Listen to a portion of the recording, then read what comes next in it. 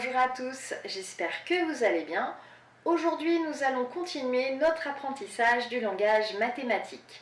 Nous allons voir quels signes employer pour faire des comparaisons. Par exemple, si je veux comparer le nombre 10 et le nombre 7, je vais dire que 10 est plus grand que 7. Seulement écrire cette phrase va être long.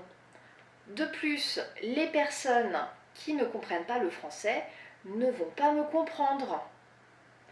En mathématiques, on a une manière beaucoup plus rapide de traduire cela et aussi de se faire comprendre dans le monde entier. Voyons cela tout de suite ensemble. Pour indiquer qu'un élément est plus grand qu'un autre, c'est-à-dire qu'un élément est supérieur à un autre, on utilise ce signe. Par exemple, si je compare le nombre 10 et le nombre 7, je veux indiquer que 10 est plus grand que 7, que 10 est supérieur à 7. J'utilise donc ce signe.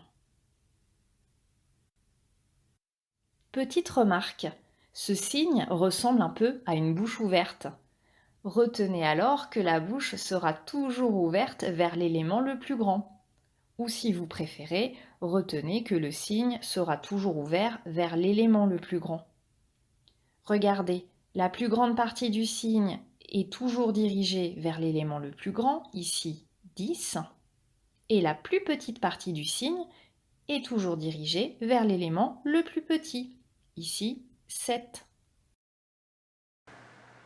Si maintenant je veux comparer le nombre 10 et le nombre 23, je vais dire que 10 est plus petit que 23. Mais comment vais-je le traduire en langage mathématique ? Voyons ça tout de suite ensemble. Pour indiquer qu'un élément est plus petit qu'un autre, c'est-à-dire qu'un élément est inférieur à un autre, j'utilise ce signe.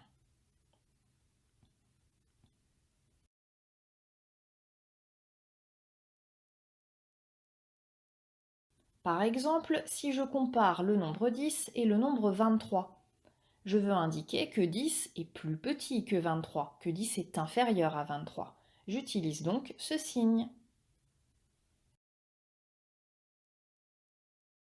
Petite remarque, on utilise le même signe que précédemment et on ouvre bien ce signe ressemblant à une bouche vers l'élément le plus grand. La partie la plus grande du signe est toujours dirigée vers le plus grand élément, ici 23, et la partie la plus petite du signe est toujours dirigée vers l'élément le plus petit, ici 10. Vous savez maintenant comparer des éléments en utilisant le langage mathématique. Mais il nous reste un dernier signe à voir. Si par exemple je veux comparer 10 et 5 plus 5. 5 plus 5, vous savez que c'est égal à 10. Quel signe vais-je donc employer pour comparer cette expression et ce nombre? Une idée? Pour indiquer qu'un élément est égal à un autre, j'utilise ce signe.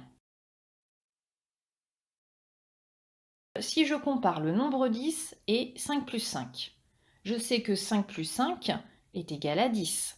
Je veux donc indiquer que le nombre 10 est égal à 5 plus 5. J'utilise alors ce signe.